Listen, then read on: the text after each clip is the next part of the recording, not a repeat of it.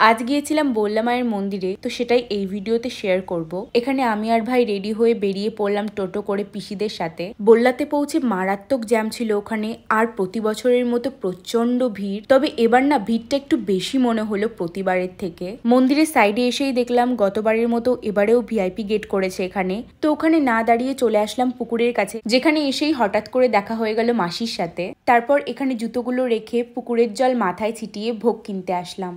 আর just ভিড়টা দেখো তোমরা একবার। তারপর ভোগ নিয়ে সাথে মন্দিরের পাশে এই দোকানটা থেকে আলতা সিঁদুরের প্যাকেট নিয়ে চলে আসলাম মন্দিরের সামনে। আর অনেক কষ্টে না এই মন্দিরের ভেতরে যাওয়ার লাইনটায় ঢুকতে পেরেছিলাম, কারণ তখন মায়ের ভোগ আরতি হচ্ছিল। প্রথমে তো প্রচন্ড ভিড় ছিল, কিন্তু তারপর অনেকে বেরিয়ে পড়েছিল লাইন থেকে। 2টো থেকে 4টে পর্যন্ত দাঁড়িয়ে থাকার পর মায়ের এরম দর্শন পেয়েছিলাম। সাথে মায়ের ভোগের প্রসাদ, চরণের ফুলও পেয়েছি, আর আমার ভোগটাও দিয়েছিলাম।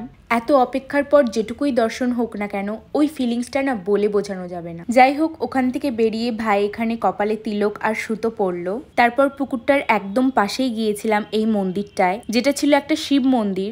ওখানে প্রণাম করে আসলাম এই ছোট্ট বল্লা মায়ের দর্শন করতে। আমরা পুকুরের পাশে অনেকক্ষণই ছিলাম আর আইসক্রিমও খেয়েছিলাম, তবে সেটার আর কোনো ভিডিও নেওয়া হয়নি। যাই হোক, তারপর বেরিয়ে পড়লাম। তো যেতে যেতে দেখলাম যে মন্দিরের একদম কাছেই রয়েছে অতিথি নিবাস, তো সেটাও তোমাদের সাথে শেয়ার করে দিলাম। তারপর আমরা হেঁটে হেঁটে চলে আসলাম একটা দোকানে, যেখানে পিসি বল্লা মায়ের একটা ছবি নিল, আর আমরা এখানে দাঁড়িয়েছিলাম সবাই। তারপর আমি এই স্মাইলি ফ্লাওয়ার বেলুনটা কিনলাম। কি কিউট, তাই না?